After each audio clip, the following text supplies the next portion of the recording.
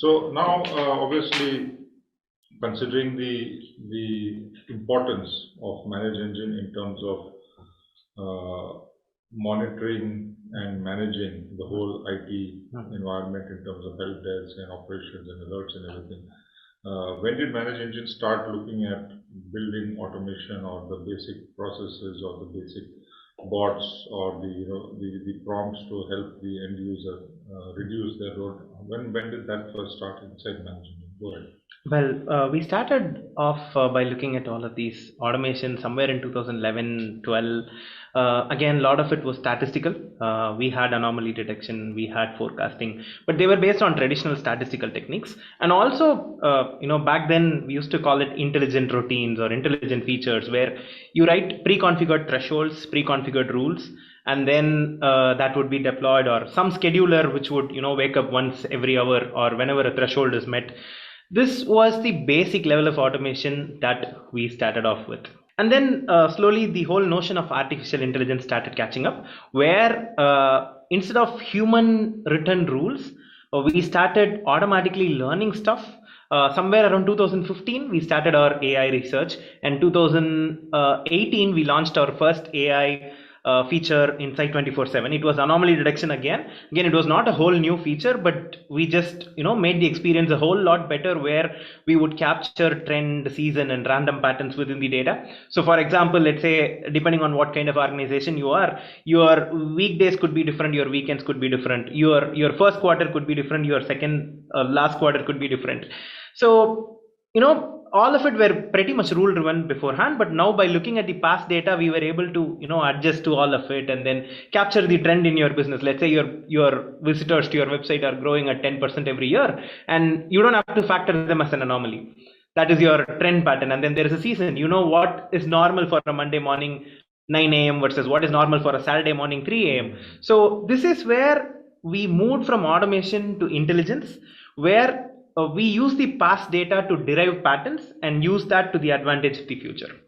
Understood. It's very interesting. But let's go back to 2015 when you were not cloud ready, for example, right? Yeah. So that time the solution used to register, and there would be some occasional handshake between identifying you, and then some updates used to come. So you were really not capturing information across all the end users. When did you actually start aggregating these trends? Perfect. So we first launched our AI features on the cloud because our first releases were like pretty heavy, not suitable for on-premises. But today we have launched our anti-ransomware in our endpoint management solution. So we have moved our neural networks to the edge. So that is the capability we have right now. So on-premises or on the edge, we have the capability to deploy AI ML into it, because the challenge you see is most of this AI ML technologies have been propped up by companies that have data as their business model, right? We don't pay for our search engines, we don't pay for our social network, but they are still a successful $1 trillion business models. But when it comes to ID automation, that is not the case. We have very limited data. For example, let's say a log management solution, at the max you will have the last 4 weeks of your let's say crunched numbers. So we had to specifically tune our AI models to work with limited amount of training data, at the same time limited amount of computing power, because you have to live at the edge, you have to live on premise. So I think that is our USP, where right after our first launch inside 24/7 in 2018, we started launching on-premise AI also. So today we have got our expertise on-premise and edge AI as well. Sorry, so let's go back again. So you do not aggregate the data in the cloud and build the models? Is that what you're saying? Okay, there could be two cases. Some cases where the model is trained on the cloud and then deployed on the edge. Only the inference happens at the edge. There can also be another case where the model is deployed at the customer's place and it just looks at the last recent set of data points, and then there is a sliding window and the model gets updated as it is. So for example, we have a streaming ready anomaly system where data just flows through it, the model gets better. So it takes a snapshot of the current data that is flowing through the system and it delivers the results. So to summarize, therefore, there is an average activity pattern for every organization, which is on-premise. Yes. If they're using a cloud solution, then let's say that algorithm or that those alerts are more rich. Exactly. But I would say anyway, the context there is going to be just 4 weeks, right? The last month. So we generally recommend 4 episodes of data. If you're looking at monthly seasonality, it's going to be 4 months. If you're looking at weekly seasonality, it's going to be 4 weeks and so on. So the thing is, whatever it is, we will just use the most recent data, and then from the past knowledge, we have some crux information. So it is common for both on-prem and cloud, because today we don't have our on-prem and cloud versions are not very different. They are almost the same when it comes to numbers. When it comes to text, the on-prem version has a slightly lesser memory than the cloud version, because the cloud version looks at all of your past conversations, but your on-prem version looks at the recent past. Correct. So the on cloud or the in cloud one is more predictive, if I can put it like that. Yes. Should be, and you are also aggregating the entire end user data, which is available again on a case to case basis, obviously. So does a cloud solution indicate to you that your performance is below your peers, above your peers, you need to improve in this? Is there that sort of benchmarking, 360-degree benchmarking on how your organization is performing in the ITSM space vis-a-vis peers? Yeah, again, we don't have a standard benchmarking here, because we don't use to train our models with our customer data, right? So whatever it is trained on publicly available data, and the model self adapts to data within the organization. So we cannot present a standardized I am 82% accurate or 83% accurate, because the benchmarks differ across companies. Somebody could be using the services for HR, somebody could be doing it for IT, and so on. So there's no standard benchmark even within us today, leave alone with our competitors.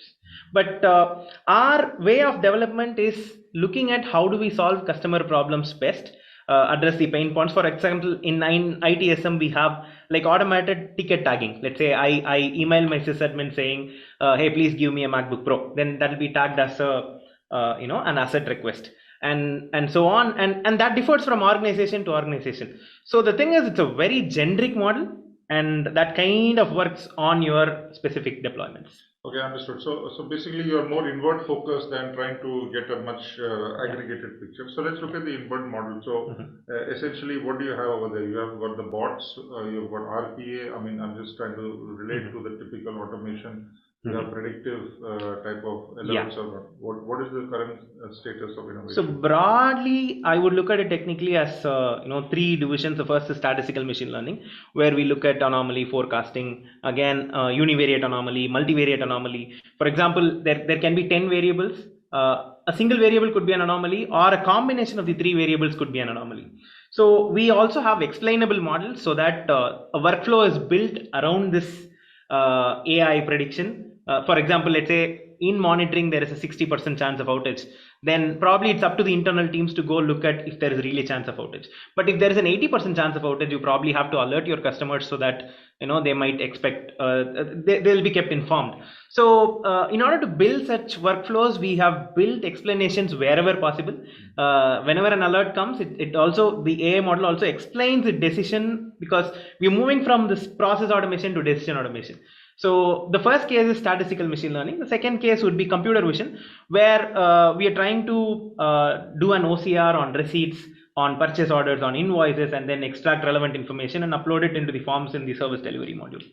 The third part is going to be natural language processing. Again, the first part is bots, where we are building some guided conversation techniques, where you can get results from FAQ. You can know the status of the order by just the way you communicate with Siri or Alexa, and so on. The second part is going to be, you look at all the tickets that have come in and identify what this ticket is talking about, and then identify if it matches a template in your service delivery module, and even assign the right technician depending on their availability, depending on their current load, depending on their area of expertise, and so on. So broadly, 3 divisions: statistical machine learning, computer vision, natural language processing, all backed up with explanations wherever possible. So 2022-23, what would be the most exciting feature coming from here? Well, we are. I would say this. We have started betting big on our anti-ransomware techniques and new gen antivirus, where we are slowly moving away from rules and then looking at user and entity behavior to identify if they are normal, or if they show any security vulnerabilities, and so on. So, and we have also got the technology to port neural networks to the edge. anti-ransomware feature is the first in the line. So I'm pretty excited about it. Your AI is no longer restricted to GPUs, no longer restricted to clouds.